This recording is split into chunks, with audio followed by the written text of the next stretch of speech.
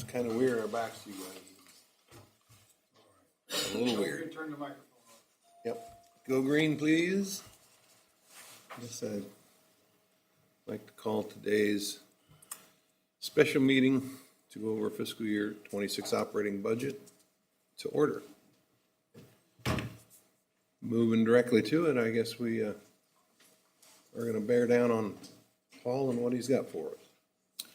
All right, we will jump right in. So I think for the three of you, this is at least your second budget workshop, and it's not your first. If Cole were here, it might be his first. But so you've got a little bit of an idea of how we set this thing up.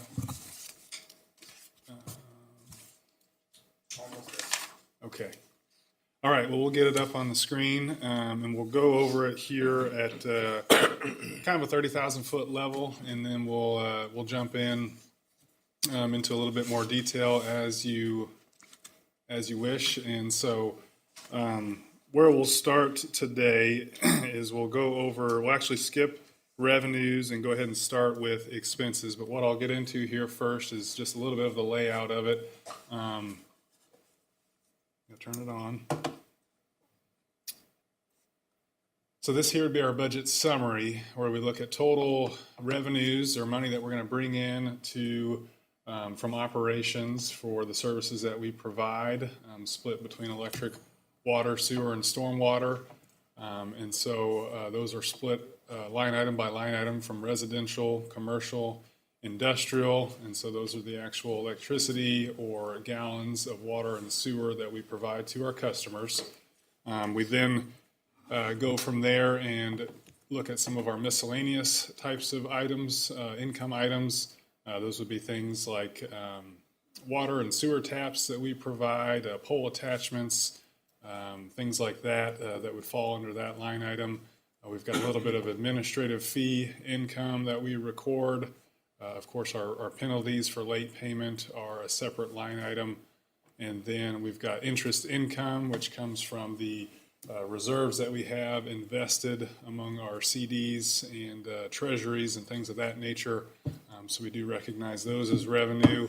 And then lastly, we have our taxes that we pay to the state as well as the city and the county, and the transfer fees that we pay to the city. And so we record those as a revenue that we bring in from the customer, and then we pass those right back to either the state or the city accordingly. In this line item here, Department 11. And so those two there are actually a wash and net to zero.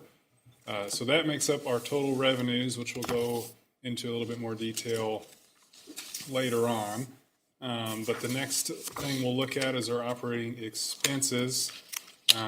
And what we always want to point out is that the way we look at each of these funds is that they're entirely a separate business or a separate entity.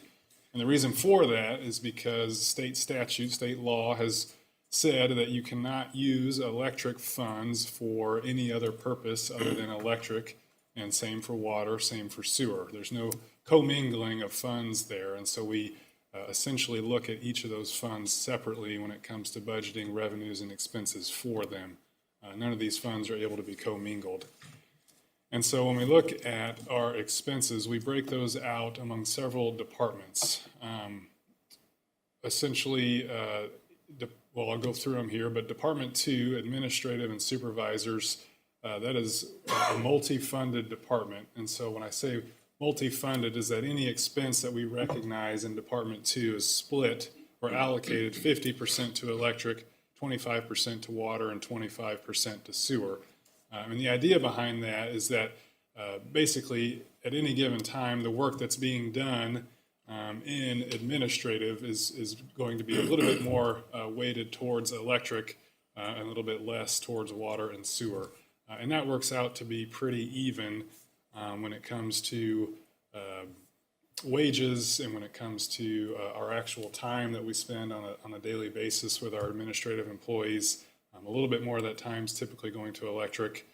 It's obviously got more money coming into it revenue-wise, and so that's the reason for that allocation. And so Department 5 would be our information technology, our IT expenses. That's also a multi-funded department. Department 10 is our SCADA, our systems control and data acquisition employees. Anytime we have issues out in the field that need to be taken care of, there's a line down in the road, something of that nature, they would be sent back to that SCADA department. Those employees also handle our overnight calls and emergencies and things like that. And so that is also a multi-funded department. Department 11 is customer accounts. I talked about that earlier, but the lion's share of that department is made up of taxes and transfer fees. If you subtract those out, what's left is about $147,000 for that department. That is our wonderful customer solutions office or customer solutions representatives that we have out there. They are a very integral part to our utility because they represent our first line of communication when it comes to a customer, whether it be somebody that comes through the door or calls over the phone. We put a lot of effort into training them, and they do a really exceptional job for us at providing the best customer experience that we can. And so we've got their budget there in Department 11. Department 12 is our meter readers. Those would be our locates that we do pretty much almost on a daily basis when we have to sometimes get extra reads on our meters. If something isn't communicating properly, we'll send a meter reader to do that. Replacement of meters as well, just those daily nuances that come up on a daily basis. That is also a multi-funded department. Department 21 is electrical distribution, by far the largest expense line item among our operating expenses, and obviously the reason for that is purchase power is included in that department. Outside of purchase power, which is about $18.8 million, the remaining costs there would be things like tree trimming, our fuel costs for our trucks in the electric department, some vehicle maintenance, some materials, supplies, things of that nature, things that we can't capitalize as an asset. Those would be included in that Department 21. Department 30 is non-cash. Those would be our depreciation expenses. We have talked about depreciation quite a bit, and it's a beautiful thing. And so what we're capturing there is the idea that we have several assets out on our system that were purchased in a previous year. And so instead of taking all of that expense and recognizing it on your income statement, you're able to recognize that in smaller chunks over the useful life of that asset. So the example I like to give is if we were to buy a bucket truck tomorrow for $600,000, or we'll say $500,000, and we estimated that we were going to get 5 years of useful life for that bucket truck. Well, rather than recognize that $500,000 as an expense on our income statement tomorrow, we're able to say, hey, let's recognize only $100,000 this year, and then $100,000 the next year, and then so on for the next subsequent 3 years before we've fully depreciated that asset. The only problem with doing that is that obviously this $1.5 million isn't actually cash that is leaving our fund. We've already paid for that asset in the previous year, and so we actually have to add that cash back, which you see here, since that cash has already been accounted for when that asset was purchased. Department 31 is general maintenance. Those would be our maintenance mechanics, our electricians, and the work that they do to work on our substations, on our vehicles, and the like. That is also a multi-funded department that is allocated accordingly. Department 41, 51, 71, and 81 is that beautiful process that we have with our water, where we pull the water out of the river, it gets treated at the water treatment plant, it goes and gets distributed through our pipes to our customers, who then use that water in whatever manner they use it. It goes down a drain and gets collected through the sewer collection system, and then ultimately to the wastewater plant, where it's then treated again and put back into the river.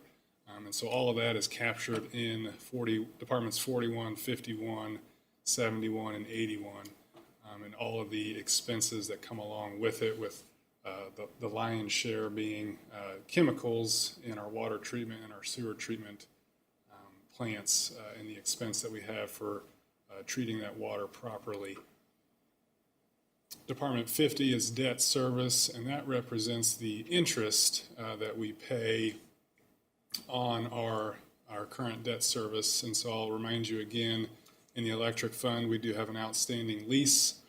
In that fund, we have 2 outstanding revenue bonds in our water fund, and we have a single outstanding revenue bond in our sewer fund. And then we have an inter-fund loan that was made from electric to stormwater here that the stormwater fund pays interest on annually. And so that is recognized there in Department 50. So all of these numbers on that line are interest? Yes. Okay. Yep. And so you count interest as an operating expense, but not principal. And so we account for principal a little bit later on down here. We talked about water treatment, stormwater. I'm not going to go into detail on that tonight. And then we have lastly Department 90, which is our fringe benefits. That represents our medical and dental benefits for our employees, as well as the taxes that we take care of and withhold on their behalf, and all the like. And so ultimately, our revenues that we bring in, less those expenses that we pay out, gives us our net income. It would be nice and easy if we could just take that number, and that would represent what is put back into our reserve. But we have a couple other things we have to account for. Depreciation, like we talked about, that's not actually cash that is leaving in fiscal year 26 because that cash has already been spent, and so we get to add that back. And then we've got to account for any capital spending that we do plan to do next fiscal year. That's going to take away from what we're going to add back to reserves. And we've already looked at our 5-year capital plan. We've approved that. And so this would just be the capital spending for fiscal year 26. And then lastly, we have to account for the debt principal in each of those leases and bonds that I mentioned. Those are cash payments that we have to make for our debt service that aren't able to be counted as operating expenses. And so ultimately, that gets us to our bottom line here of what we can expect to contribute to our reserves at the end of the year, or take away from our reserves based on those 4 items. So the next page that you have there is the exact same thing, but just comparing it to the previous year, which I apologize is very small up on the screen. But we talked about it last year, and we do encourage definitely the board to kind of look at this in some detail and just kind of ask, why things might be increasing or why things might be decreasing. And when we put this budget together, we obviously sit down with each of the department heads for each of the departments that I talked about, and we go through those exact same questions. You're quite a bit lower in this particular GL account. Why is that? Or maybe you're quite a bit above. What do we need to do differently? What are we looking at needing to spend next year? And so we budget it kind of that way. And so each of those items are compared to the previous year. And so if you look at overall operating expenses here, we're looking at projecting $1.5 million less in operating expenses for next fiscal year. And that's about 3.7% reduction in overall expenses. And so that's what we're projecting expense-wise. The next page is the same exact information, just in graphical form. And so we look at revenues and expenses. The one I do kind of like to point out is our operating expenses by overall department. It's pretty telling to see here that the electric department does make up just about half of all of our expenses utility-wide. Okay, and so then we break it down even further into each separate fund, like I talked about, and treating them separately. And so each department within the electric fund has obviously revenue, expenses that go with it. And so each of those departments have GL accounts that make up the department total. All right, and so a GL, general ledger account, looks at each expense in more detail. And so things like uniforms, fuel expense, vehicle expense, labor, those types of things are what make up each department's total cost for that year. And so then when we look at the summary basis, it all rolls up into the total expense for the fund at any given point in time. So if we look at the electric fund specifically, we'll spend some time here. Are there any questions before I move on to purchase power at this point? Paul, when you consider the fringe benefits, are you accounting for the salaries paid during vacation periods? Well, so salaries paid would be just a part of the overall labor cost. So yeah, when someone goes on vacation, we're still accruing, or they're always accruing that vacation time. And so whenever somebody takes that vacation, it just takes away from that accrued liability. But it factors into their overall labor expense. Okay, so it's not specifically identified as in the fringe benefit account? Right, Okay. correct. And then when you talk about administrative and supervisors, does that amount already include raises that will be offered this year? Yes, Yes, yes. okay. Yep, it does. So that is included in there. And that's just for administrative employees. Each department then has their own labor costs. And those raises are factored in as Okay. well for each department. So it's not just all in administrative. Administrative employees have their wages and labor in there. Okay, so that's what I had a question about that, but that answers some of these others. Okay. What did you put in there for the wages increase? 4% is what's in there right now for the wage increase. Or that, and mainly the driver for that is mainly our union agreement. The union agreement said it was done 3 years ago. We will have our union negotiating coming up this coming end of this year. Then we'll have a new agreement with them. But in that was figured 3 years ago, that was 4% for this year. Okay.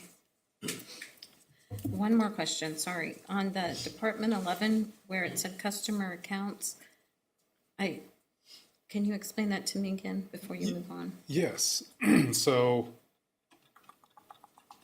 when we bill customers for electricity, water, just electricity and water, we have to pay sales tax on that.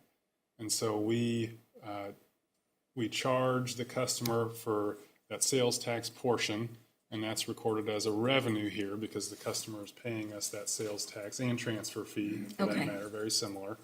And then we turn right around and we pay that back to the state for sales tax or the city for the transfer fee. And so this $2,037,000 is what we're bringing in, and then we're also paying it right back here in this $2,184,000. And so if we subtract the $2,037,000 from this $2,184,000, it leaves us with $147,000 that's left over for the CSR wages, Okay. as well as their office. I was thinking that was wages. I was like, oh. No, yeah, Okay, no, there's I only got you. 4 of them out there. Great question. Right, but that number, the 2 million, I was like, okay. I think gotcha. it was I John missed or something. John or Bill or somebody asked if we could break that out separately, or somebody had asked that at one point. It might not be a bad idea, just so it doesn't lead to that confusion. Yeah. And I think you said it, but I was taking a note on something else, so I Yeah. didn't. Okay. Good question. So a little less than a tenth of that goes to running the department. The other 2 million that's in there, what percent would you say is state tax? What percent is city pilot? Yeah, so our state tax varies. It's about 4.225% for state, 2.75% for the city, and then between 1 3/4% or 2 1/4%, depending on if you're in Marion or Rawls County. So it's between 8.975% for Marion County, 9.225% for Rawls County starting April 1st, and then the transfer fee is the 5.5%. Okay, thank you.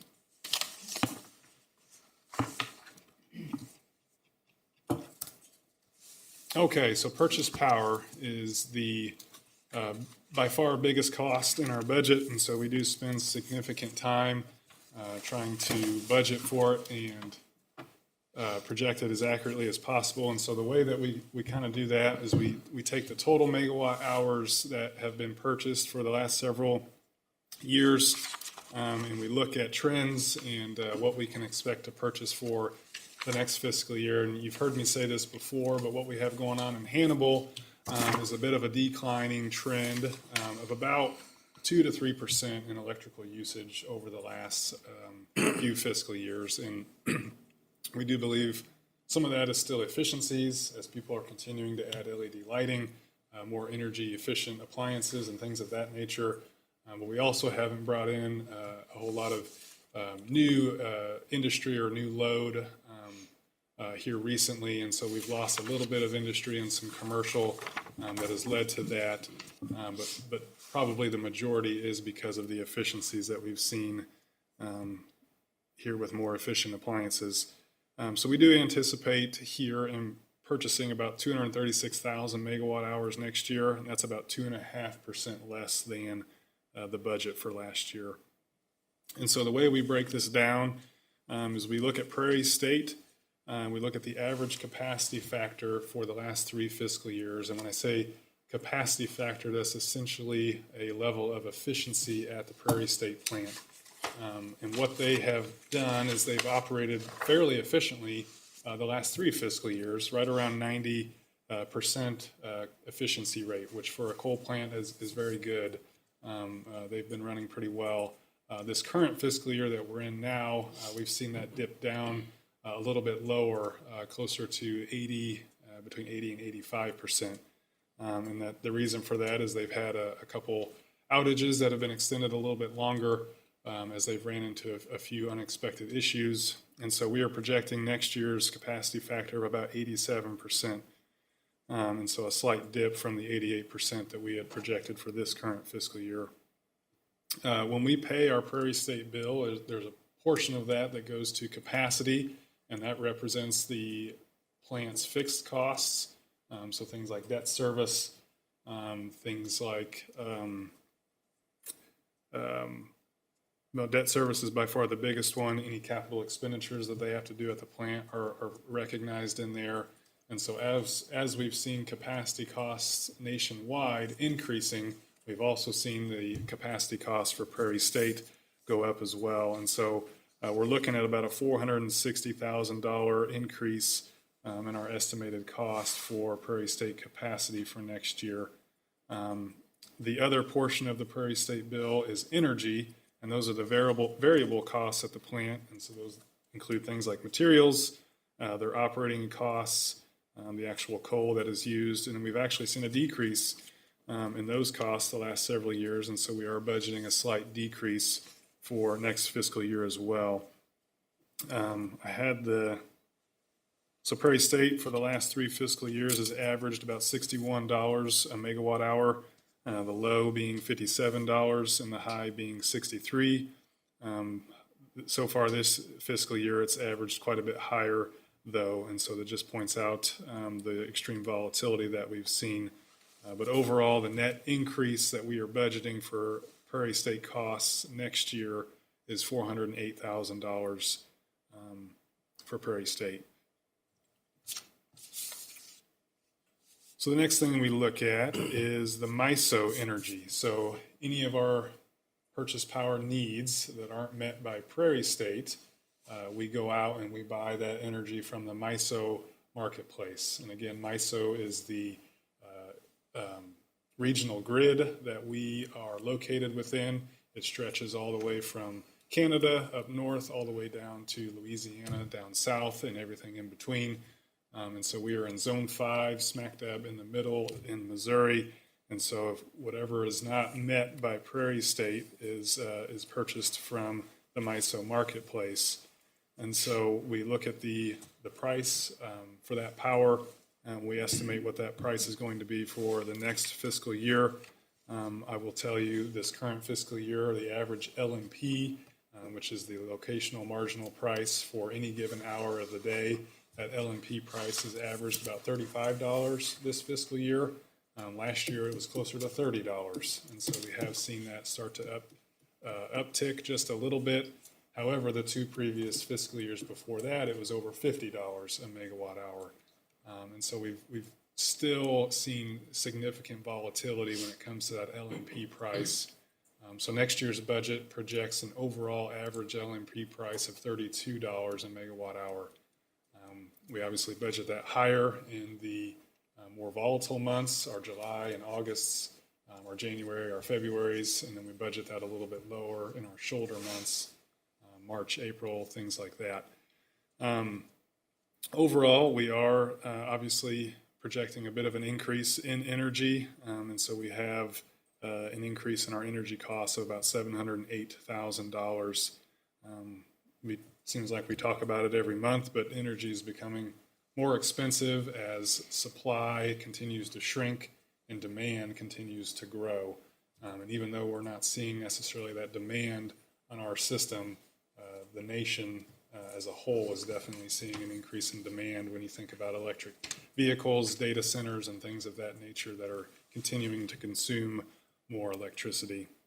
Paul, when do we anticipate General Mills addition coming online, and what impact will that have? From what I've been told, it won't add a ton to our load. It's not going to be a huge electric load for us. As far as timeline, I don't have a good date on when that's going to be. End of the year. It's 1 year out before they start on. So, But we don't anticipate much of an increase in load no.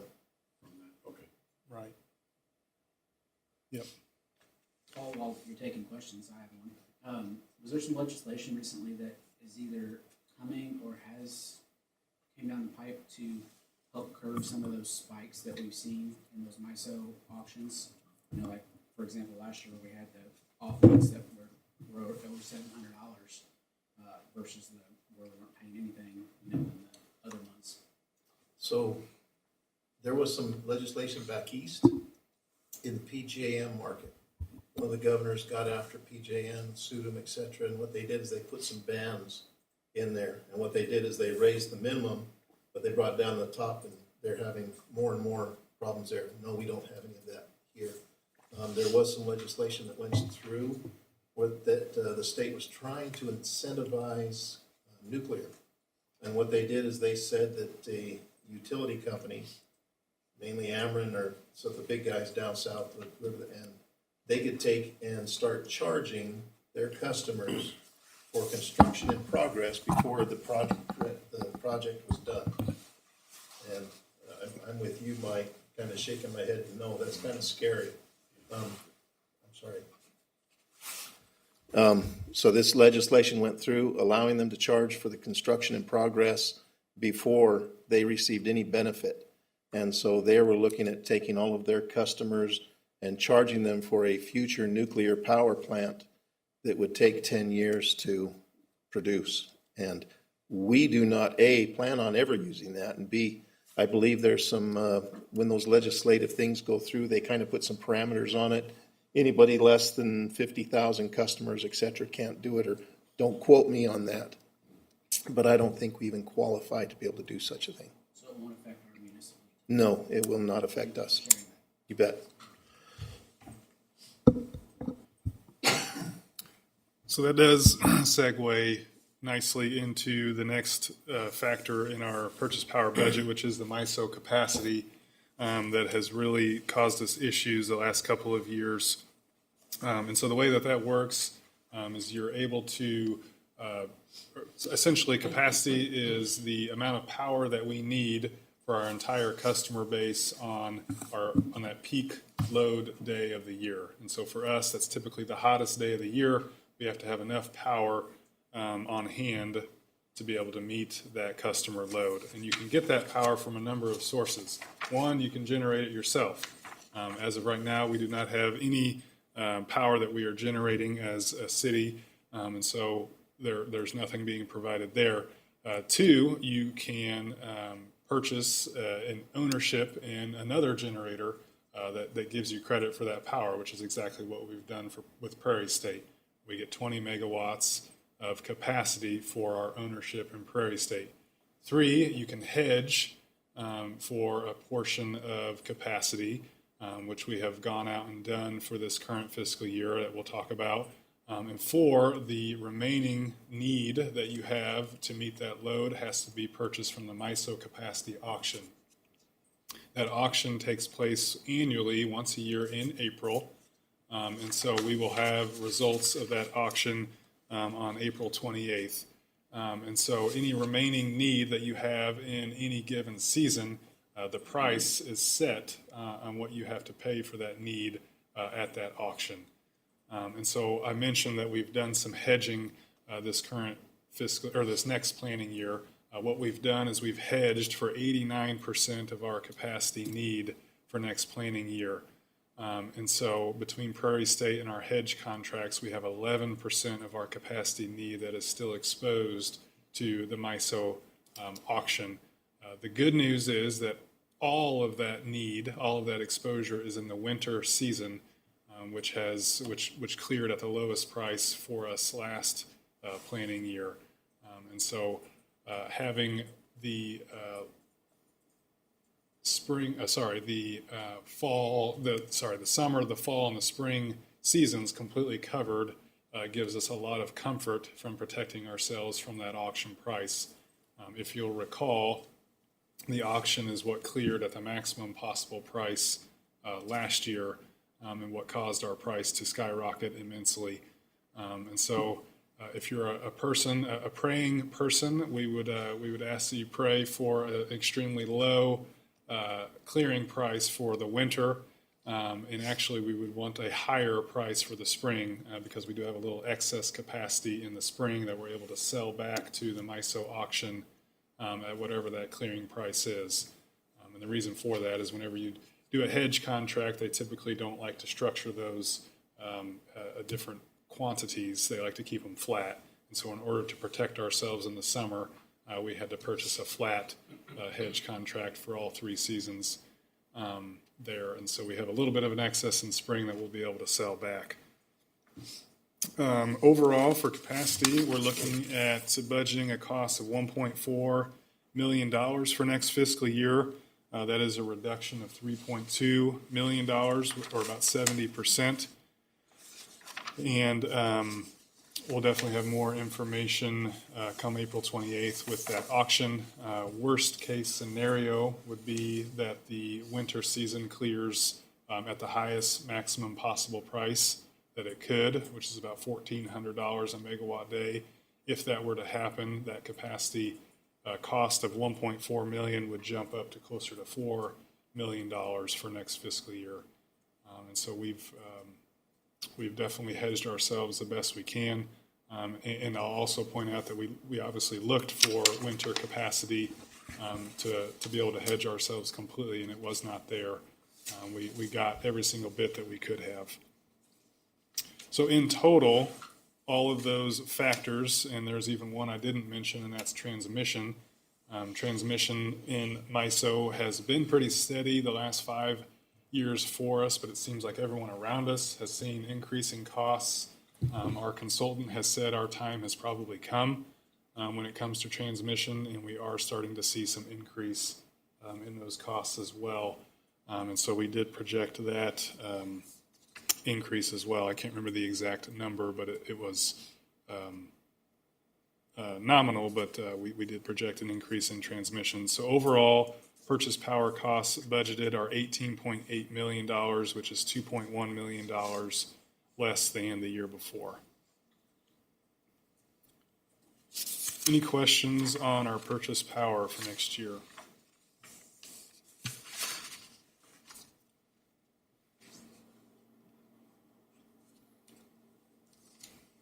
I would just reiterate for the crowd that we've gone out to, when we go for the hedging on those capacity and then all those things that we purchase that way, they're all done with an RFP. and our consultant takes and gives it to every single market that's available, and we got every single one possible. And we even made a couple of trades with fellow municipals that didn't hit the market, and so we feel like we milked it and hit every single possible ability to get those things solidified and purchased. Well, is there any estimate, kind of a penciled in amount in your head that we may have saved by having the hedges?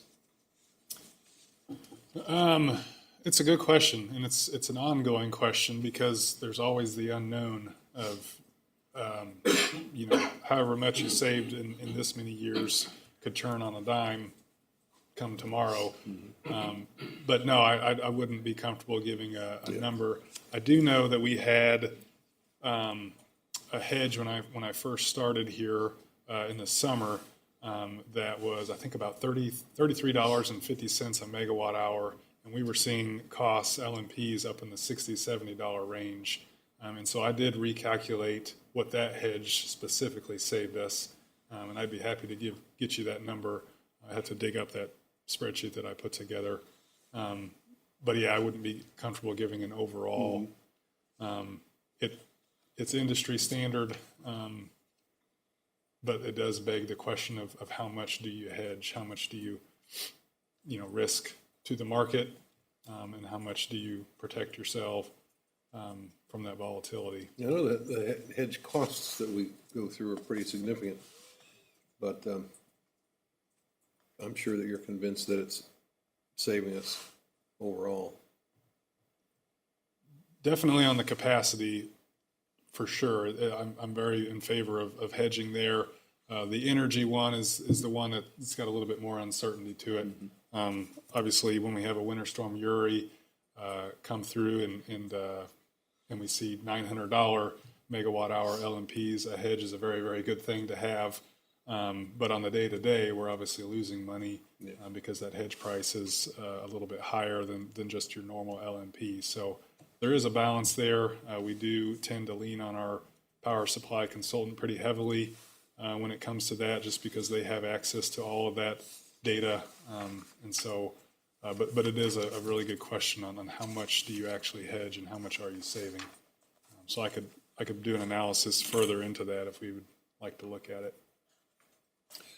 Well, that analysis would have to assume a lot of things, so I don't know how much good it would really do until, I'm just looking in the rearview mirror would be the only way you could really tell 100% whether the hedge was worthwhile, but that's too late, kind of.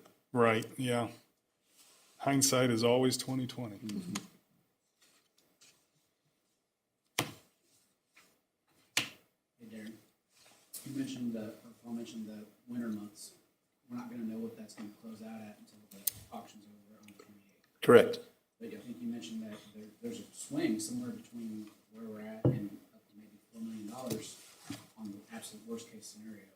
Is there a plan for that if that happens? Is that built into, I don't have it in front of me, I apologize if it's in there. Yeah, no, that's a great question. So right now, this budget assumes a winter clearing price of $10 a megawatt day. So last year it was 75 cents, and so we went pretty conservative on that. Obviously, if it were to clear at the maximum price of the 1,440 or the cone price, then we would have to pivot and basically re-put this thing back together, which is exactly what we did last year when we called that special meeting in May. So yeah, there is a plan, but we would have to reconvene and relook at everything.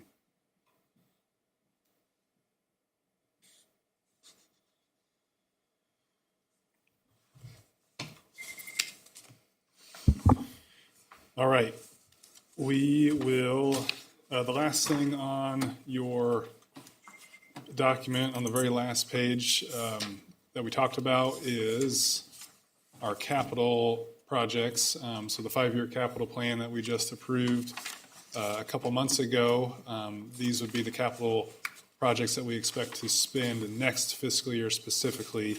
And that's, I only point that out to to just tell you that's what ties all the way back here to these capital spending line items here. That's where that comes from. And so that's what we've already done and approved.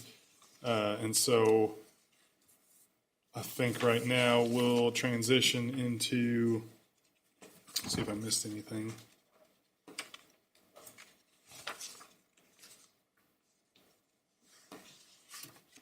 Expenses, so we just got done talking about expenses. Overall expenses, we are budgeting about $42 million, which I pointed out was $1.6 million or 3.7% less than last year.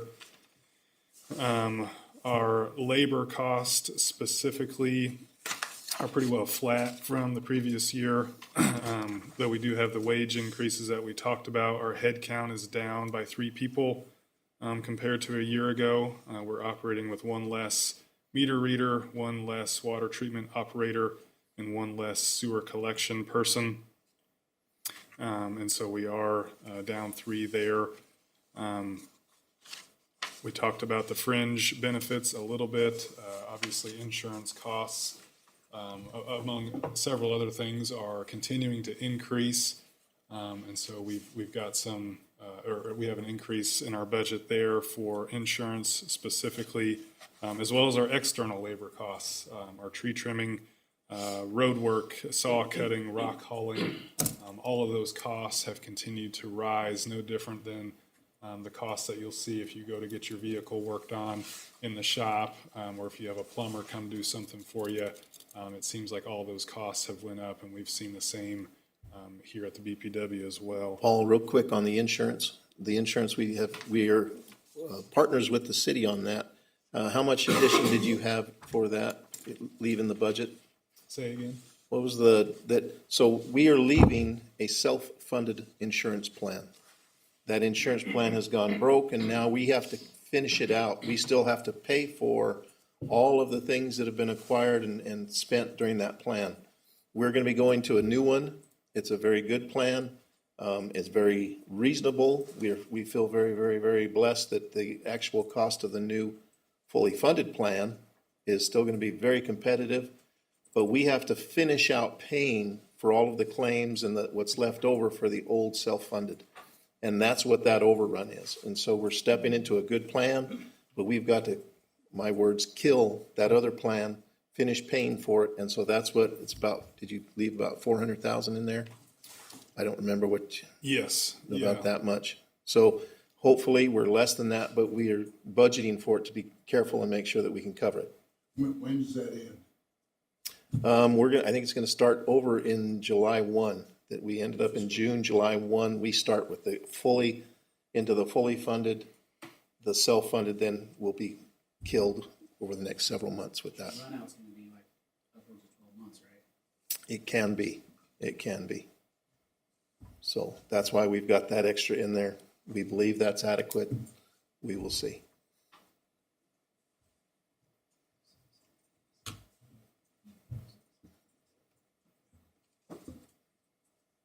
Okay. Sorry, Paul. Nope. All good. All right, so then looking at revenues now, go back to our summary page. So the way we look at revenues is we do our best to look back at 3 years of revenue data and attempt to project out usage and revenue for the next year. And the idea there is to try to smooth out some of the fluctuation that we get from weather and seasonal variation and things of that nature. And so we did that, and that hopefully takes away some of those large swings that we see.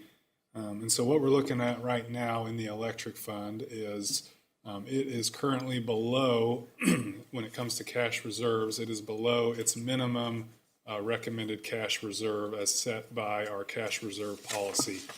That policy was approved most recently by the board in 2019. Utility Financial Solutions, UFS, recommended that policy for us at that time based on industry standards and guidelines. And so what the cash reserve policy states is it gives several line items to look at when you set that policy amount. And so what it states is that your minimum reserve should be calculated as the sum of the following. The first item being 12.3% of your current budgeted operations and maintenance expense. Those are the expenses that we just went over in detail. The reason we do 12.3% is because that is about 45 days of working capital. Back in 2019, that was about the standard, was 45 days. We've actually seen here most recently with our discussions with S&P Global and Moody's that they more like to see 60 days of working capital, sometimes even up to 90 days, just to give a little bit more protection. So at any rate, we have 45 days of working capital in there for our reserves. The next item on there is 0.5% of your historical investment in fixed assets. So all of the assets that we have out on our system, those all make up our entire asset base, and they want to have 0.5% of that made up in your reserves. The next item is 90% of your annual debt service payments and our Prairie State capacity charge. That is by far the biggest line item in our reserves because that Prairie State capacity is so expensive for us. But the idea there is that you always, no matter what, want to make sure that you have funds available to pay your debt service. Once you start not being able to pay your debt service, things become very painful for you very quickly. The next item is 20% of the total 5-year capital plan. So essentially a 1-year average of your 5-year capital plan. And so those 4 items added together are what give us our minimum reserve for each fund. And so right now, I redid those numbers for the electric fund based on this new budget that has not yet been approved. And our minimum reserve required would be $13.8 million. Where the electric fund currently stands today is $9.3 million. And $9.3 million is down from about $18 million that we had in reserves back in the beginning of fiscal year 23. So our reserves have essentially been cut in half over less than a 3-year time period. And the main reasons for that is obviously the MISO capacity costs that we've paid the last 3 years that have been much higher than anticipated, as well as some capital projects that we had going on that we had planned to pay for a portion of those out of reserves. But obviously you couple that with the capacity costs, and that's why we've seen such a significant decrease. And so what the policy states is that any time that a utility fund drops below the minimum as calculated by the policy, the board directs the general manager to recommend appropriate rates and control expenditures to ensure a positive change in cash each year that's equal to 5% of the gross revenue of each fund. And so in order to ensure a positive change in cash based on the budget that we have here of 5% of this gross revenue, we have built in there a 12.2% rate increase in electric on October 1st of 2025. And so the replenishment of reserves that would generate would be about 1.4 million, or about 5% of the gross revenues of this current fiscal year that we're operating in. And so that would take effect again October 1st. The other significant factor that we are looking at in our electric fund is the rate covenant. Obviously, we have not met the rate covenant requirement from the lease in our electric fund for 2 fiscal years in a row. We are not going to meet that rate covenant for this current fiscal year that we're in. And so that will be 3 years in a row. And so the result of not meeting that covenant has led to the 2 reports that you have sitting in front of you that have both been downgrades by in our rating by both S&P Global, which is specifically the HBPW's rating on that electric lease, And then the Moody's rating is the city of Hannibal as a whole being downgraded as well. And so it is imperative that we abide with that rate covenant come fiscal year 2026. That is the promise that we have made to those rating analysts. And so them putting us on a negative outlook basically has said if this trend doesn't flatten or head the other way, that we will take additional action come a year from now. And so if we don't have much better data that's telling us that we are going to meet that covenant, then we're likely looking at another rating downgrade a year from now. Again, the I rate have a covenant. question real quick, sorry. Yep, go ahead. Okay, so I want to make sure I understand. I think what you said is a 5% increase. That would generate $1.5 million. The 12.2% increase is what's on the most recent budget in front of you, or that we sent out on Friday, Okay, 12.2%. okay, And it would generate just over $3 million of Okay. revenue. all right. Sorry, I heard 1.5. That makes sense, because then that would put us up to the 3.8. I heard 1.5 and thought that still keeps us below what Oh. you said we needed. Okay, Yeah. No, the 12.2% rate increase would be about $3.1 million of new revenue, and that would satisfy our cash reserve requirement of adding 5% of gross revenue each year to that fund. If we want to specifically drill down to the debt service coverage ratio, which the requirement is 1.25, a 12.2% rate increase in October would project us a 4.2 debt service coverage ratio. It would be very strong.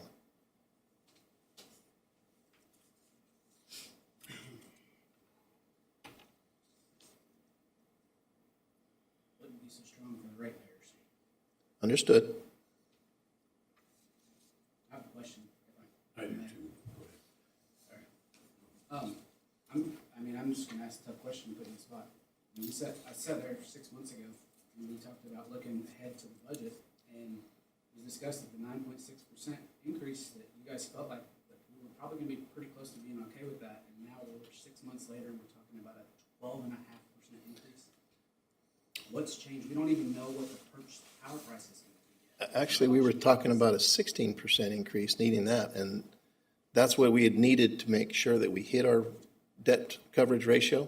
Right, and we knew. And then, we knew and then we it was pulled down. Now, this is the 12.2. Again, we have a cash reserve policy. Which the government can change. You bet, absolutely. So this is what we need to talk about is, my responsibility as the general manager is make sure that reserve policy is going the right way. That's our policy. And so that 12.2 satisfies that policy. That takes care of it in 1 year. Now, here's a discussion point and perhaps a recommendation. How about if this time, and I believe because if you look at that debt ratio, I said it's very strong. So we could probably back off and have that debt ratio come down a little bit, still be safe, and also do that change. So could we go with a 6% this year, knowing that we will probably need a 6% next year to get us to where we need to be? Now, that would be going against that policy. And if you look at the Moody's rating and the Standards & Poor rating, what they put in there was the fact that we're not following our policies. However, if we take a look at that policy, we want to revisit that and say that you're going to make that 5% change with the recommendation from the general manager, but we do it over 2 years or more. I think that's a discussion. So I think you're absolutely right, and I know concerns are deep that we need to be careful with our customers. that's But I would almost- 22% almost in a year, basically. You're 2 years, correct. a year and a half. 22% rate increase.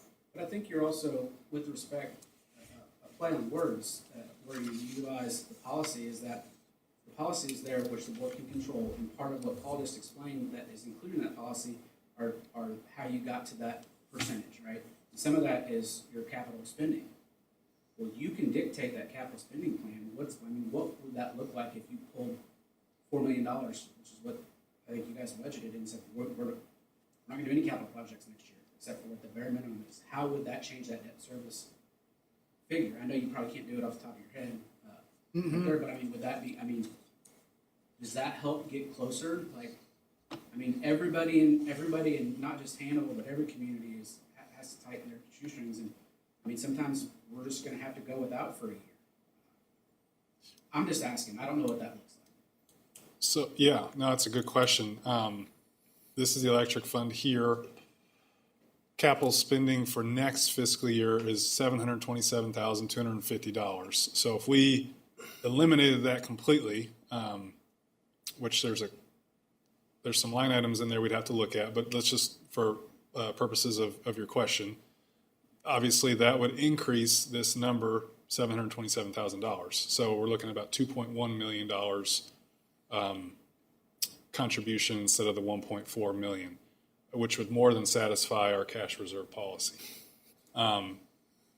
Essentially, but the other part of your question is that when it comes to capital spending, it doesn't have anything to do with operating revenues or operating expenses. And so unfortunately, it doesn't go into this debt service coverage calculation.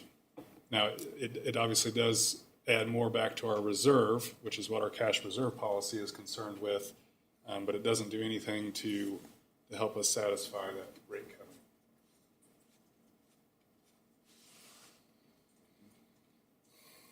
So, if you were looking at a cash, if this number was 0 and this number was 2.1 million, well, what could then this revenue number be to still abide by that cash reserve policy? Well, it would obviously be less. So what that number is between 0 and 12.2%, we could come up with that. If I had to take a guess, it'd be if 12.2% is $3 million, then 9% is probably 2.5, maybe 2.4, and so it'd be closer to that. If your $727,000 doesn't come out of your revenue for your capital spending, it comes out of your reserve. Yes, So how do you put money into the reserve? So whatever Money into the reserve from your revenue? revenue that we have, To me, it seems like a shell game. Maybe I'm wrong. I'm definitely not a financial guy. so whatever revenue that we have, $30 million, this would go right into our reserve, right? Well, we got to pay all these operating expenses. Sure. 29 million. All right, so then we have 922,000 that would go into our reserve. We talked about depreciation, and then capital spending is what would then take away from what would go back into that reserve. It's not included as an operating expense. These are capital projects, street lighting. Trying to think of what else we got. So your covenant's requiring that you meet that ratio from your revenue, your operating revenue, not your. Yes. Yes. Yes. That's, okay. Who, So that won't cover. who established that? Statute? Or that it's based on not your The way the reserves, capital, except but based on your operating? it actually came from the covenants of the bond, of the money we borrowed. That's the covenants that you're looking at, Okay. is actually the covenants of the borrowers. It seems like that's flipped upside down Well, to me. if you think about it, it makes sense for long term. Because eventually, if you're operating upside down every year, you're going to run out of that reserve. And so they're wanting to make sure that you're always adding something back to that reserve to protect themselves. But based on it, the way it is right now, you're saying we put 1.4 back into reserve right now, based on this budget, the way it is right now. Yep. So we're slowly starting to creep back. Yeah, we're not going. That will like build this, it. But we're slowly starting to creep back into the Correct. right area. So What if the electric rates come in substantially lower than projected? I mean, that That's does fluctuate. where I was It gonna go. happens. you said the auction is coming up later this month, and we budgeted $10. Yeah. And what if it comes in 75 cents again? What will that do to our debt service ratio and plus in addition, we have some that we'll be able to sell back, you said, for other quarters Yes, because of our hedge. We've got a little bit more than we need. yep. What will that do? Is that built into this? So we have budgeted 1,377,000 based off the $10 a megawatt day price. If that were 75 cents, our capacity costs, we would save $17,000. Be 1,360,000. So it's a drop in the bucket, okay. That Obviously- $10 swing's a drop, but it can go the other way. Right. Significant. Oh, yes, And I so- understand. And like you said, energy is the same way. There's no way to predict if we're going to have super high energy, or we have several winter storm Uris, or we have none, and it's a banner year for us. I mean, and that's kind of the reason why UFS, when they do their projections, you've got to have some cushion there because of that reason, to take out that volatility. You shouldn't just plan for a 1.25 debt service coverage ratio. They really recommend 2, or at least 1.75. But this gets us headed in the right direction this year rather than continuing today. It does very well. This is strong. This moves us quickly. I think we could, like it's saying, we could possibly, And sorry. the other question I had, not really tied to this, and yet it is, it's just kind of an idea floating out here. How are other public utilities doing right now with the money they've borrowed and their debt service ratio? Do we have any ideas on that? We do. So I How think we we, compare with, are What- they all what it- going down too, or they having problems? they're all That's my going up. question. What did, give us a breakdown of the people around us, what they've done with their rates of late. Ameren is right now looking for a 16.1% at the PSC. Yeah, 15.8, I think, or 15.2. Missouri Rural, as of April 1st, did is between 5 and 9% rate increase. Rawls County Electric is doing a 5% rate increase May Is 1st. that so they can plug their numbers for their debt service ratio? They don't, have? they have their own, like, we can't speak for what their debt service is. Yeah, I We know. don't, That's we what I don't know said. what their covenants are. That's what I said, but- I didn't know if you had any ideas about any of that. I think they're all feeling the very same thing. Okay. There's nothing but upward That's what I pressure. wanted to know, yeah. One of the things that Paul, talked about, we've been really watching the capacity. The capacity charge, we have the 3 charges in electric, the electrons that you get, capacity, which measures how bad the system is, and transportation, getting it from the generator to us. We've been very focused on that capacity because it's completely, for the 3 years ago, we finally went from producing enough electricity to not. And that has just taken and thrown everybody's market, MISO, PJM, SPP, all of the different markets throughout the United States. And that's because you've got coal that's been retiring, it continues to retire, and you've got nothing but renewables being built. And those renewables are unreliable. I looked at our prices, so this is a copy of our LMPs, and usually they're around $20 to 25, and we got excited when it got up to 30. Paul said the average a year ago was $30. This next year is 35. That is a 16% increase in that cost. This is tomorrow's look. We've got $43 at 1 o'clock in the morning, $39 at 3 o'clock, $95 at 7 o'clock. It goes all the way down to $24.37 at 4 o'clock. It goes back up to 66 at 10 o'clock, 35 minutes. I mean, this swing from 24 to 95, that's a multiple of 4. And so that electric portion of everybody's power, because of renewables, because of the lack of base load power, that's just expanding and blowing up and getting more and more expensive. So, we've been concentrating, we've been beating the drum on capacity, and we've got some things that we believe are gonna help control that in the future.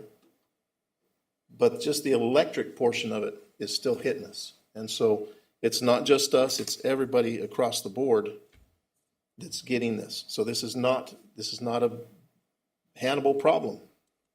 This is a national problem. Yeah. And the fix, it's taken us 16, 20 years to get there. It's gonna take us a bit to be able to correct and control it. So what I think will help you regardless of the decision made on rate.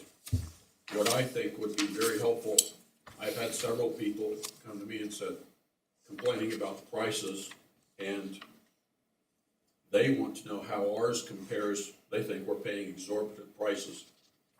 I think it would be very good for the board as a whole to publicize comparable rates for the area, and maybe for other areas, St. Louis area, and, you know. When we were looking at the required increase last time in order to keep our debt service ratio proper, I looked at every utility in Missouri, and the calculated average, or the mean average, is 14 cents a kilowatt hour.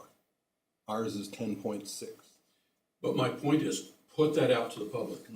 Let them know that. I know what you guys are doing, most of the people in this room do, but they don't. Yeah, And when you do that, compare apples to apples, don't include some fees that one is paying and another one is not. we've done just that. The last couple of, my board reports for the last couple of months have had the very fact in there that we are, for 2,000 kilowatts per month for a residential home, if you take that 5.5% that we're paying to the city, and that if you take that off of there, we're lower than the co-ops by 3%. Leave it on there, we're higher than the lowest co-op by 2%. And so we've got the cheapest rates. We were at a meeting, and apparently that came up. The moderator said, yeah, it's the cheapest, but nobody cares. We still got the crap kicked out of us. So it's But not. does the public overall know that? And that's something where public relations. How else should we advertise it? This has been- How else can we get it out? Is This it on was the webpage? posted on January 24th. Yes. The comparison between co-ops and privately owned utilities here. Mike, I'm I sorry. think there's another factor to this whole thing, is not just the rates, but their consumption and how that plays into your needing to raise the rates. Are we training the consumer on how to be more efficient with their usage? Because if capacity is the issue, you can raise your rates all you want, but if they keep consuming more energy, it ain't gonna make it better. We've gotta figure out, is there a NECAC or is there a program out there that could go in and help the consumer understand and reduce their capacity so they're not paying so much? Then the rate doesn't have the same impact as it would normally if they're reducing their consumption. Are they running their TV 24 hours a day? Are they, there's a lot of things. Are they running space heaters that are inefficient? There's just a lot of things that could be done. And once you shift the responsibility back on them as the consumer, now it's a shared problem, not just a Board of Public Works problem. Thank you. How do we do that? Yeah. Outreach. Try and coach and tell what we do with, weatherization, et cetera. Well, the weatherization's been cut. There is no NECAC weatherization funds. Yep. But they're still trying to find a way to be relevant. Education and helping people, going in and doing a survey of their consumption may help save the consumers some money. If we're looking to spend, I'm sorry to go off on a tangent, but if we're looking to spend all this money, why not find a way to help with some auditing of the house? Maybe we don't realize that they're wasting their own energy and then complaining about the payment of it. Is that crazy or? No, we've had tools that you can put online that people can go into for free, put in their information, and it helps them. There are home audits that they can do all by themselves. And we can look into that. I'm not sure that the people are complaining are savvy enough to do that. We're almost gonna need an agency or some training organization or the college or the high school or somebody that could go in and actually help them, because a lot of people don't even know how to work their websites or computers, so they don't. Yeah. That's probably another conversation. I'm sorry to bring it up. If you're gonna be fighting with all this bad PR for the rates, we better explain to them that there's more than just raising the cost that's gonna have an impact. They can do some things to help reduce their cost by that percent or whatever. I think what you mentioned earlier, Darren, is do it a slow, stagnant 6%, and then advertise, this is why. This is where we should be, because we're falling short of these funds. These are all public knowledge funds, but we're trying our best to keep it as minimal as possible on our customer, with still suffering the brunt of the cost. If you come out with 12.5%, It's- everybody in this room is gonna get lynched. Yeah. Except Yeah, for thank maybe you. you two. Because I think 12.5% is reasonable. The I think you've consumer has to underestimated your take budget, responsibility. If your I car know what runs this- empty of gasoline and you complain about the price of filling it back up, where did you go? Where did you drive? What do you, I mean, Yeah. when they have no responsibility for the cost and it's all put on you, you're gonna deal with that bad publicity. I think if we What's raise, that? if we were to raise 1% or 2%, we're gonna get lynched. I mean, we're never gonna have a good name because we have to raise prices. I mean, that's just a matter of, if you have to raise my prices, you're a terrible person. I mean, it's just how it's gonna be. I don't think that can be our main focus, but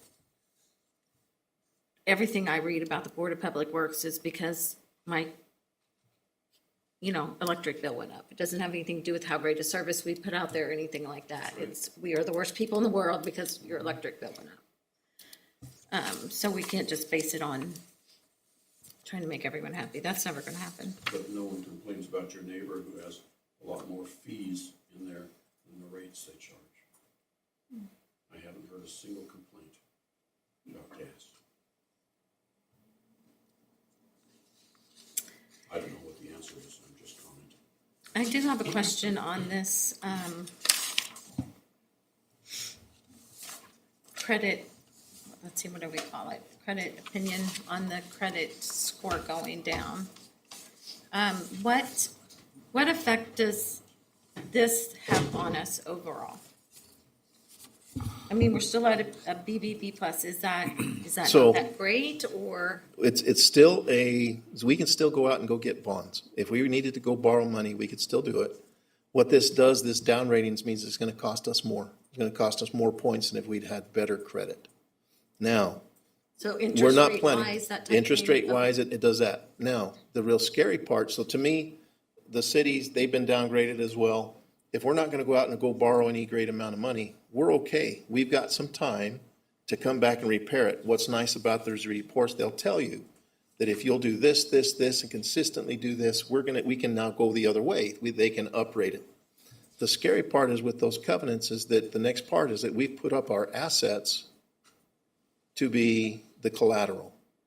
And if that continues on, then we're in jeopardy of losing those assets. And that can be, I think the last time we talked about it, the legal said, oh, that'll just never happen, doesn't look good. I don't think this day and age, I don't know that that's the best direction. So if we don't, so really truly, we need to change the trajectory. And we need to make those covenants, we need to make that happen. And if we can do that, then I feel like we're safe, and we can do that over time. That's exactly what the goal is, that we do that. Is anything that we're I'm s- doing this following year, for this budget, I guess I just answered my own question, the capital, going to add to our debt? Obviously, the, capital projects are. They won't add to our debt. Right now, we're not planning on issuing any additional debt in any of the funds. So those would just purely be paid for by reserves. The capital projects, okay. I gotta think of the right question I'm trying to ask. Bill, you had a hand? Yeah, you talked about you've already reduced your reserve by a half, approximately. What would one good storm do to it? It could hit us really heavy. Yeah. So right now, we've got about that 9 million, and if we were to get hit there, that would hit us hard. I've seen some cities, you know, It'd be easy to go 4 million, 5 million. yeah, I think a little larger than that, actually, 10% of Yeah. some gross amounts. Okay. I mean, just a cold snap of Uri was $750,000 for Just fuel, 4 days. Yeah. just on fuel. Insurance for that? Do you have any kind of disaster insurance or anything? No, what happens is the governor will declare a state of emergency, and that puts you into a category where there's emergency funds that you can draw. But even then, like FEMA, some of those, they used to be able to, you'd have an emergency and they'd pay you off in 6 months or so. They're now waiting years and, multiple years that, it's tough. It's not a good thing. So the other, well, we won't get into it. Is it possible, Darren, to say, if you know that your black and white number is 12%, you just know that's what you need. You talked about 6% over the course of 2 years. Is there a reason why your board couldn't decide on a stair-step factor and just put it into place at once? And just say, we're gonna do 3% every quarter based on these triggers. If we don't hit this milestone, that automatically triggers the next 3%.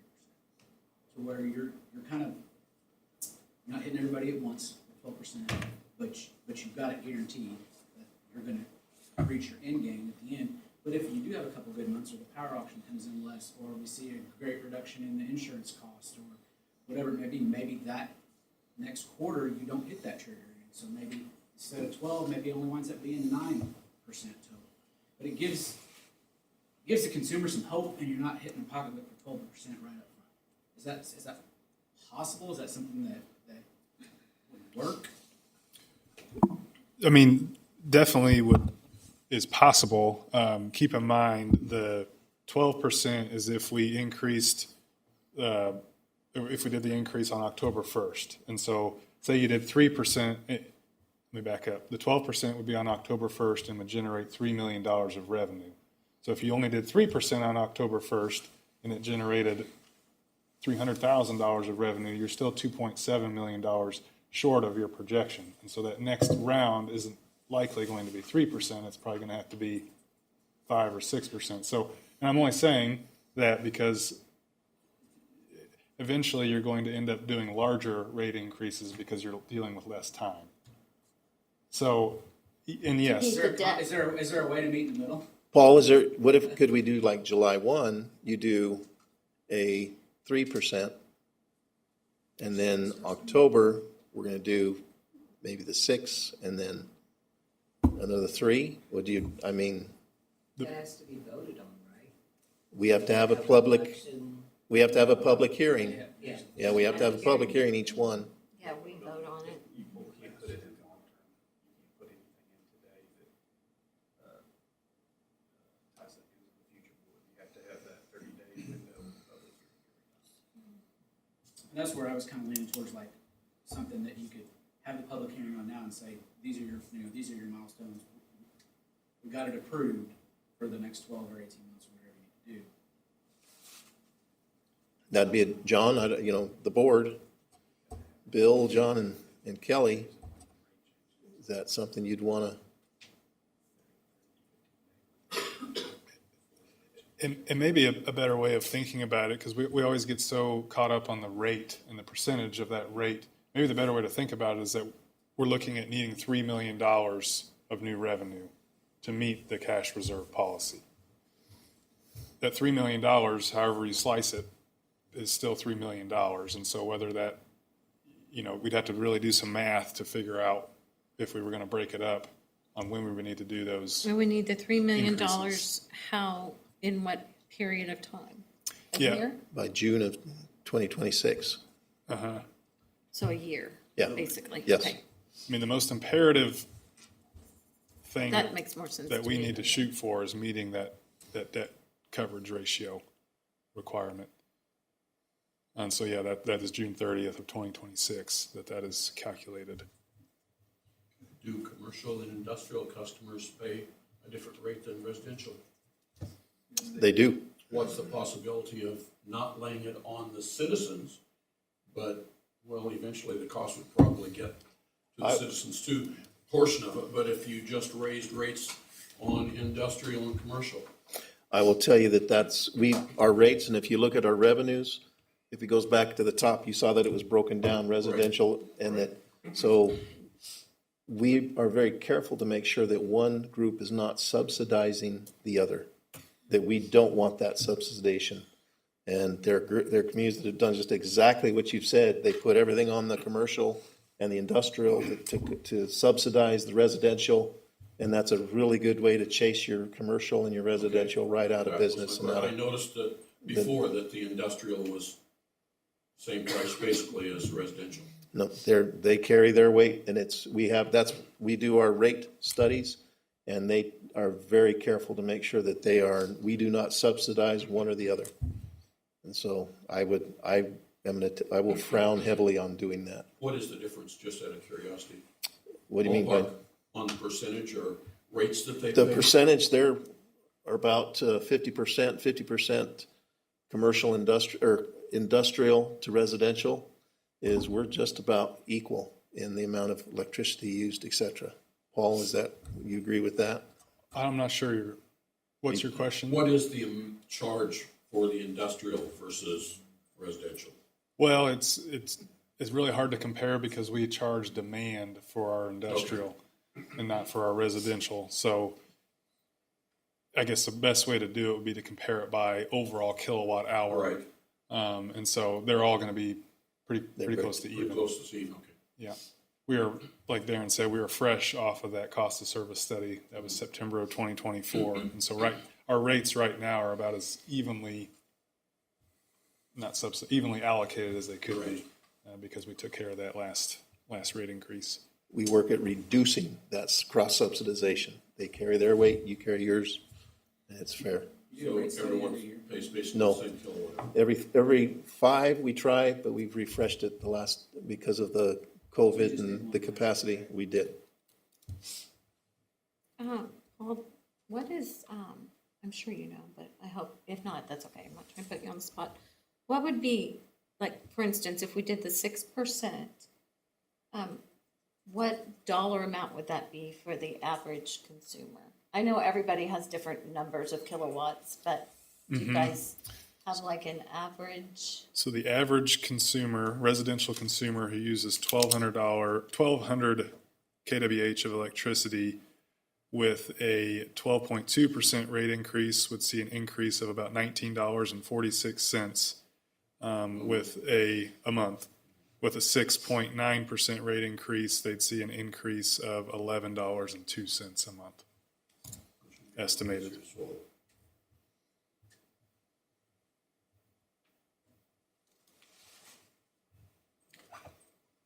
One of the things that concerns me the most is after having read the lease purchase covenants, that is a 25-year-long lease purchase on transformers, wires. That's the thing that we have said, yes, we will keep our revenues this much higher than our expenses. And we haven't done that. And I'd encourage everybody to have a read through that covenant, because what it says is if you don't do that, we have the right to foreclose. And what they could foreclose on are the transformers, the poles and wires, and the land underneath all of it. So you get somebody out there who, a bank that is super aggressive, it's profit-based, and they're making 4% on their money with this financial instrument that we've got. And if they wanted to, and they have the full right without even letting us know, if we don't keep that rate, keep that ratio, they can foreclose without notice. They won't disconnect it, turn it off, because the profit motive would be, yeah, we'll take that 4% interest to 15% interest. So now our $600,000 a year payment goes to $2.5 million. And that could happen. And I'd encourage you to read that financial instrument. And it says the board will increase the rates to keep that ratio without hesitation, without question, without care about anything else. And if they don't, we have the right to do this. I'd encourage you to read every paragraph of what they have the right to do. It scares me to my bones. I don't believe it says increase the rates. I think it has to do with the debt service ratio. It which means specifically says- either increase the rates or reduce the expenditures. It says will increase the rates to make that revenue. But logically, yeah, if the income is here and the expenses are there, you could take the expenses way down.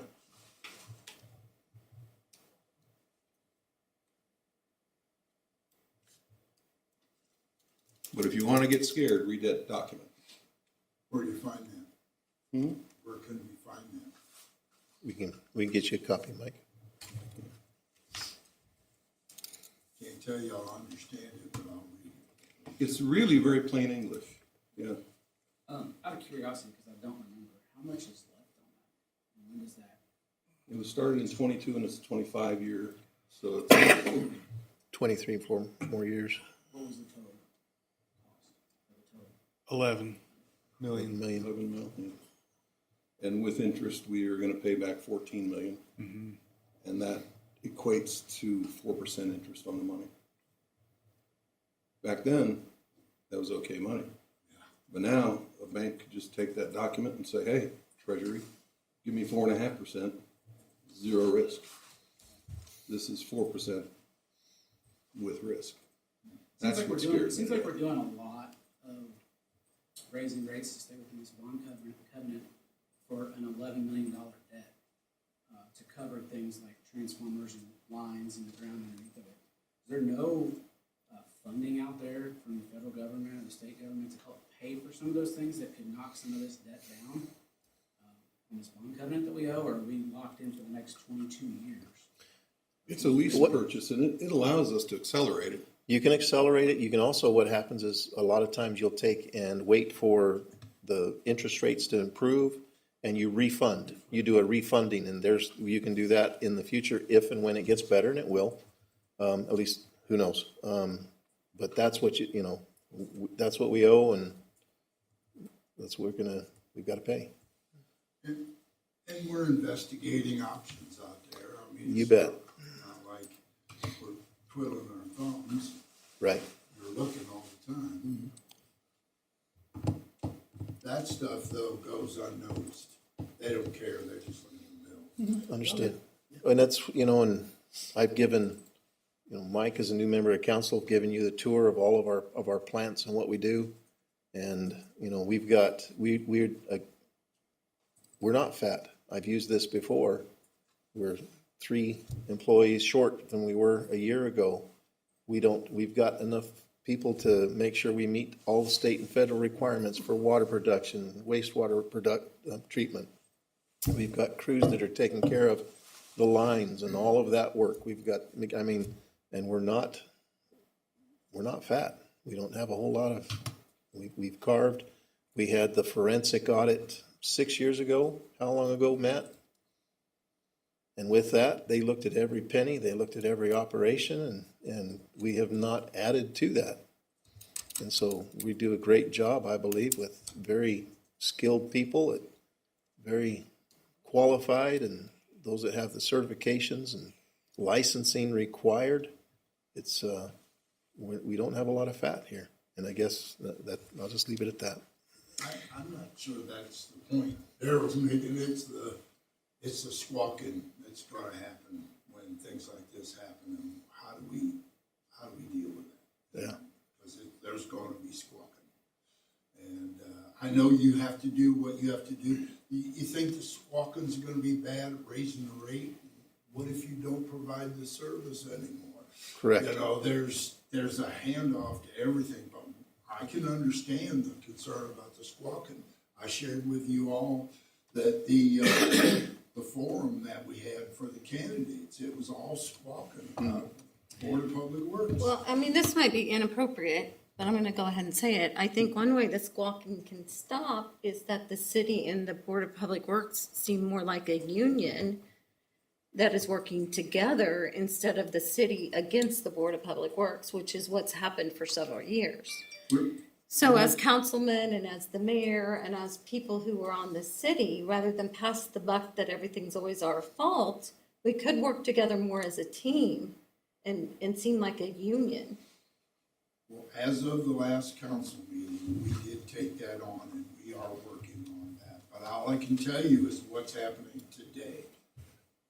But We did do that, didn't we, Darren? Yep, absolutely. So your point is taken. We all addressed it at the council and we're trying to make some appropriate actions to that. not to take away from what Kelly said, and I'll ask you guys because you've been here way longer than me, but since I started on the board 8, 9 months ago, 10 months ago, and I've been coming to board meetings on a consistent basis, I've seen sometimes a majority of the council here, if you break it down. Yes, I have Asking to. questions. Has that happened before? I No. mean, so I think that this is a good thing, right? We're trying. That there's dialogue between the two, and that I'm asking questions about things that I don't know, and Bob's asking questions about, hey, can we do this? Is this a thing? You gotta start somewhere, right? I think it's a great opportunity with the new city manager, a new mayor, and new board members. On the Board of Public Works, myself and Cole are new, and then new new council members. It's a great time to make this happen and not everything be the Board of Public Works' fault, which it has been for quite a while. Any small win, in my opinion, just being out and knocking on doors the last several months and talking to people about their bills, and sometimes the Liberty bills too, because a lot of people think that that's through the Board of Public Works as well, that money comes to you, but it's just any little win. I mean, anything you can do to just not hit somebody with 10, 12, 14% all at once. Yes. But if you can't do it, and I mean, I get it, I'm not gonna pass the buck or say why we got to the point we did over the last couple of years, but we're here, and to John's point, we're at the 0 hour, we have to do something. There's only one way to deal with the community's perception, and that's with information. That's it. That's the only way you change anybody's perception. Well, And maybe if you if guys all are the council educated, people yes. were informed and knew, you got, every one of you got your ward, you've got your people.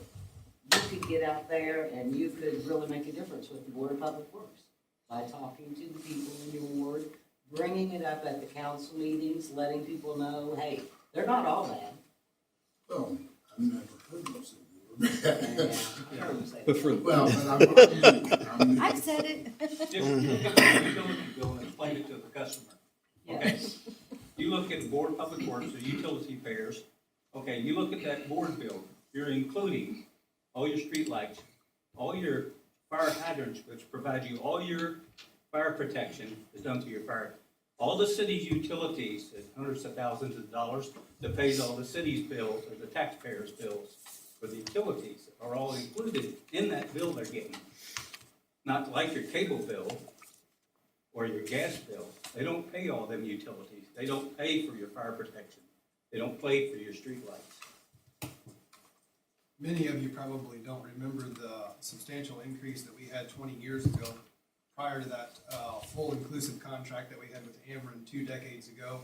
This organization did 0 increases for nearly 20 years. And unfortunately, they paid the price for that. Yeah. So I can see that. that stair-stepped approach is good. You know, most utilities expect a rate increase yearly. It's unfortunate that the customer has to pay that, but it's the cost of doing business. So, to your comment about the past with the board, I'm here to learn, and I am new on this thing, and all I can do is take it from here forward. If you're gonna focus on the past, then you're gonna deal with the outcome of that kind of stuff. I say we need to just move forward and put that past behind us. Whatever the past board said, whatever friction there was, be done with it and let's move on. Let's sit down together and figure out the path forward and try to improve the perception of how we work together and make this thing better, or deal with the complainant. There's no two options that I'm aware of. The council people coming to this kind of forum is so much more effective than this board going to a city council meeting, because you just can't have open discussion like this. It just, the structure is just like, Oh, at the city council yeah, meeting. so if we were all showing up at the city council meeting, that kind of discussion doesn't happen. So I really value the fact that these folks are showing up here. We I had wish we two could others. reciprocate. So you had a majority of the council here in seats today Right. to be part of this. Yeah. And that's our indication of trying to make it better. Mhm. Yes. You can switch them out every once in a while. What's that? Switch the council out so you don't be a quorum. I know you can't do that. Yeah. So there's. Kelly, in kind of, in justification, I know a bunch of ordinances were just tried to be passed, they were voted down. We are in the process right now, I am forming a committee of Board of Public, I told Darren this earlier, Board of Public Works members, 2 people from city council, and 2 citizens, if one of you would be interested. To get together a committee, just to come up with, how do we work this out? Do we need ordinances?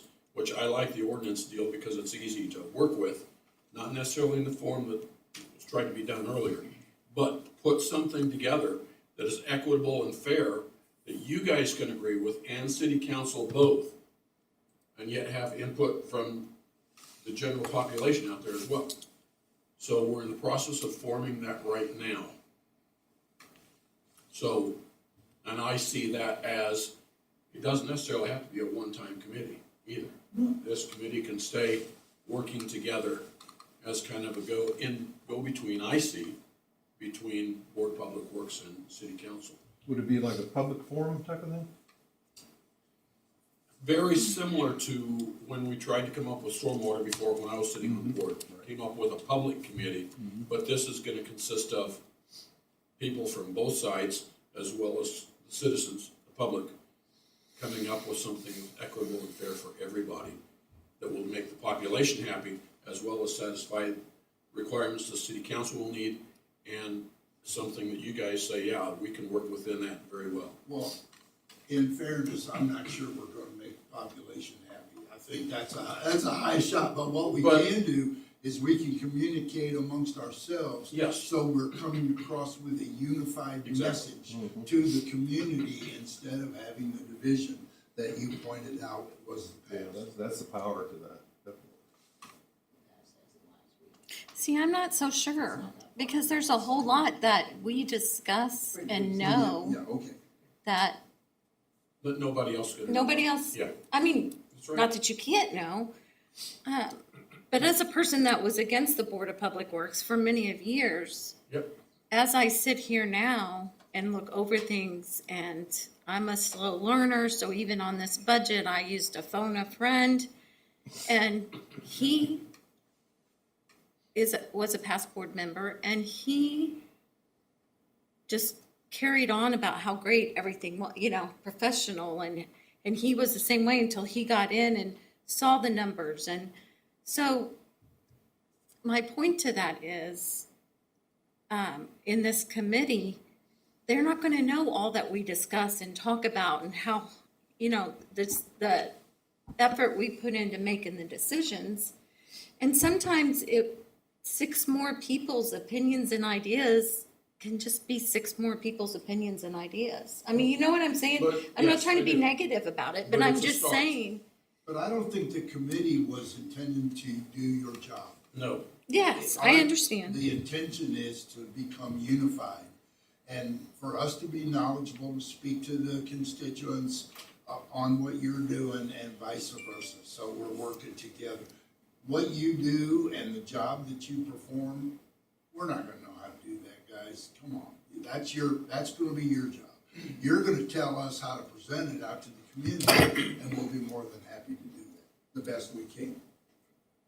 Very So good. you're right, you don't need somebody looking over your shoulder. Yes. Second guessing what you're Thank doing. you. If somebody wants to do that, they need to come in and do the job. Sorry, I'm a bit outspoken. I can't think of a better way to do it than at least start what you're talking about, the committee. Because we need both the city council and board of public works working together. Bottom line. And Darren's point about the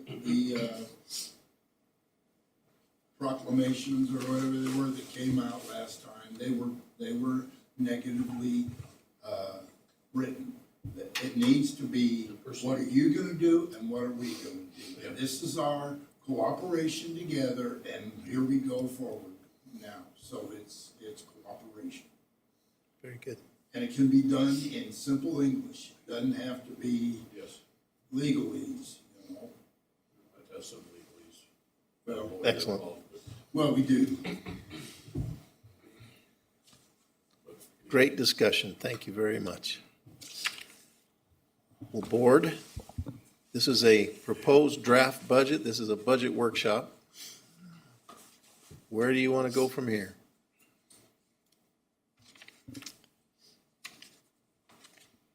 We're gonna talk about the water before you go Yeah, Sorry. one other thing. So the budget, again, does include the 12.2% rate increase in electric, and it does include 3% in the water fund. If you'll recall, UFS did do a cost of service study in our water fund back in 2022. They laid out a rate track that called for 3% annual rate increases through fiscal year 2027. We did not do a water rate increase last year, and those water treatment chemical costs specifically continue to rise each year. And so we are needing to get back on that 3% rate track as well. And so that would also take place on October 1st. The average user who uses 4,000 gallons of water a month would see an increase of, where did it go? I apologize. $1.64 a month.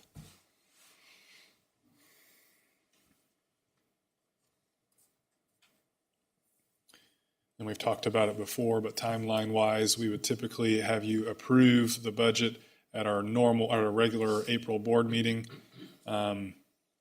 If things were to go haywire, like we talked about at the auction, we would have to do a special meeting sometime in early May because we do have to provide a copy of our final budget to City Hall by May 15th. So Paul, correct me if I'm wrong, but we never did institute all of the increases related to the water improvement. In other words, getting rid of the chloramines and going to the activated carbon filtering. That's right. That we're still working off of that. So same people budget. voted on that. Mm-hmm. We still need to make that happen, as far as I'm concerned. Mm-hmm. Yeah, we would essentially have this year, which is fiscal year 2026, for sure fiscal year 2027, and then we'd have to look at fiscal year 2028 because we didn't do the rate increase for fiscal year 2025. Didn't we also skip a rate increase during the pandemic as well? We did, yeah. We didn't do the one during COVID, but they did redo that cost of service study for us after that.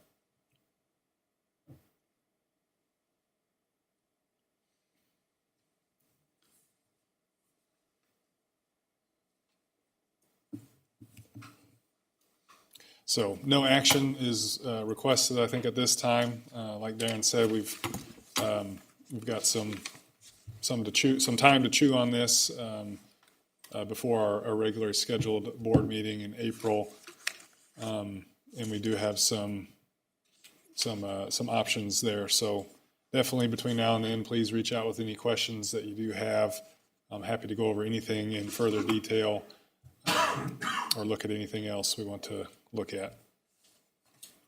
We have to finalize it at that meeting, correct? We do, yeah. We have to present it to the city the following, I think it's at their meeting. right. Right, yeah, we typically finalize it in April because we just don't have any other meetings before our meeting in May. But like last year, we did schedule that special meeting in early May because of the capacity auction, so we could do that again if we needed to. So we can have you take this information, and we'll come back on our next board meeting is April 21st. We will ask you then to approve that, and then at the next city council, do we take it to city council to present it, or do we take it to P and Z? Well, typically the council has had a budget workshop as well, and we've been on site to take For that questions and workshop. present it for that workshop. I don't know if they've scheduled that yet or not, but I feel like it's been in I May. think they're setting the dates, I don't think they're for you. Yeah, probably sometime in May. Okay.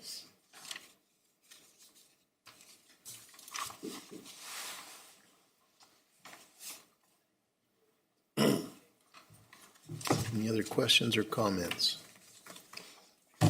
Just talking out loud, thinking out loud. I know that we're pretty fat on the sewer reserves, and profitability is up pretty good. So what I'm going to do is look through the last set of board meeting notes and see if it might make sense to reduce that in kind with the water. Okay. Take a look at the capital project on that as well. Yeah, okay. Just be aware. Yeah. We still got the NPDS permit hanging out there too. Ah, No, that man. we have a NPDES permit, NPDES, National Pollution Elimination Discharge. Anyways, that's what everybody has to have in order to discharge into the waters of America. And that has been on the books for 2 years now. Expired spring of '23. It expired 2 years ago, and we're anticipating, so take a look at it, do exactly what you're saying. That's absolute due diligence, please do. But we could have a pretty good bill coming up to have We to did talk about that. reduce nitrates and phosphates and stuff like that, so. Anyways, but yeah, please take a I look. do have a question.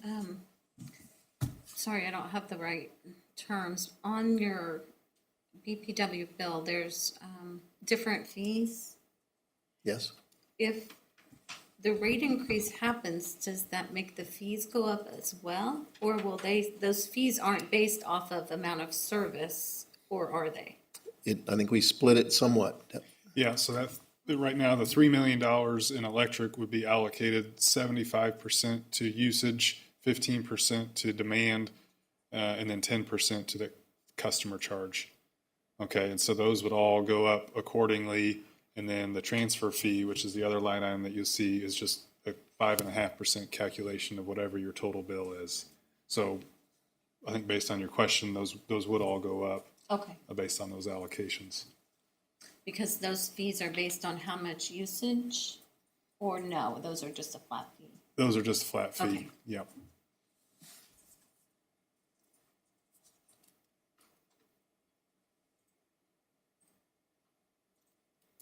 Ask one question on another. He's talking about the prairie generation, we get 20 megawatts. You said the efficiency was running at 80-some%. Does that mean we get 80% of the 20 megawatts?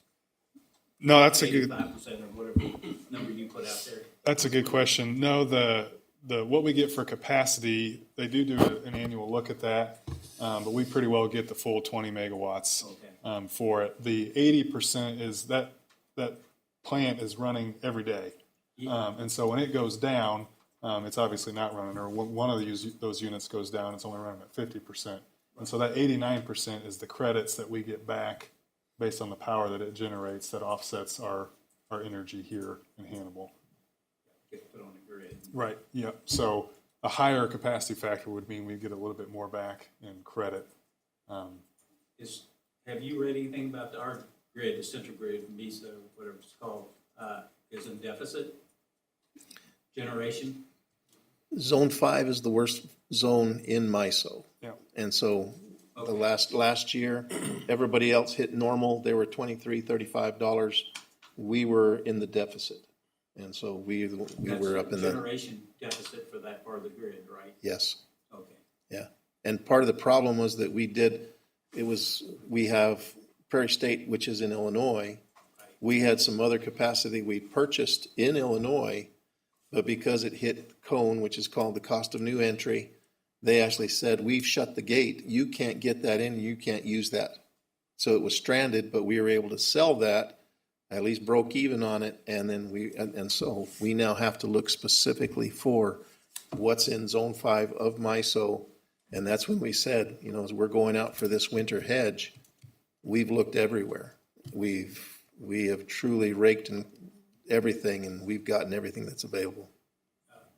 Not to get political or anything, but our central grid is part of Minnesota's part of it.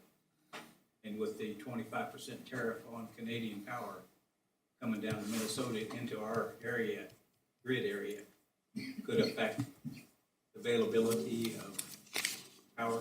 We can be touched. We can be touched by that. And again, a lot of that, when it's a good, clear day, everything's working well, we don't hit that, but there's times when we might be getting that. But that's the LMP, the locational marginal pricing that happens day ahead.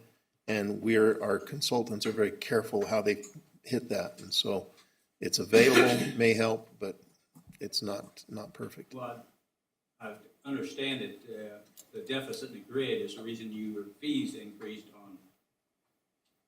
On the capacity, yes. That's the reason your fees increased. If the deficit increases more, the fees will go up more. Yes. And so we need some generation built here in Zone 5. So that's what we're Well, do we hoping. just have the one bond out In electric, in electric? yes, just Yeah. one. Do we have other bonds in other? We have The water two bond. in water and then one in sewer. Okay, so those are not affected because we're above. Yes, great. So we don't have, Great point. Yeah, so the 3% rate increase, the projection in water for next year is a 1.7 debt service coverage ratio, and it also has the same 1.25 requirement. So yeah, we've got that okay, so it's projection for just the next bond year. in the electric fund that's jeopardized. In jeopardy. Okay. Yep.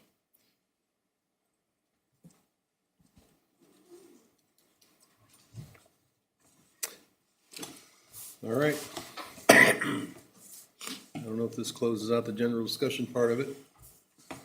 But we need someone to, you have this?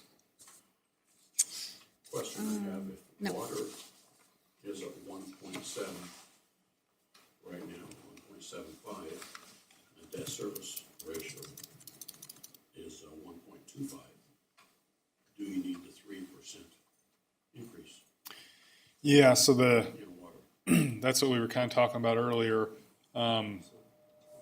I guess the sewer plant would be a good example. We had a compressor go offline, a significant significant component to that process. Well, when that happened, we had to supplement with liquid oxygen for a while. Eventually ended up running a generator. Our costs just from that happening ran about $200,000 higher than what they normally would have ran. And so the snap of a finger, if something goes down at the water plant, we could be in the same situation. So I was saying earlier, you don't want to project exactly a 1.25 debt coverage ratio because of that risk that you run there. UFS actually recommends shooting for a 2.0 debt service coverage ratio, at least a 1.75. Right. So we're looking pretty good in the water fund. What they're really recommending. Yep. Right now, okay. One of the other things that I'll have you to keep just on your radar is the lead and copper rule. Oh, yeah. And that lead and copper rule is there's a lot of litigation still going on about where that line is between private and public, who owns what. But there's a lot of pressure there, and if they still move, if it doesn't get moved to where we're not responsible for the lead going into every home, we're talking about $12,000 per home to get that done, fixed, and who has responsibility. So that one is very frightening. That one is looming heavily on the future. So Got an estimate, how many homes you think there is? we've got about 60% of our 50%, 4,000? 50. Got about 4,000, 4,800, somewhere in there. Okay. Do the math on that, it's about 46 million, something like that. Based on the records. That's frightening. Of course, though, right? No problem. Okay. We do need to have a closed session. Do I just read this? Can I simply say thank you all for coming very, very Yes, much? good stuff.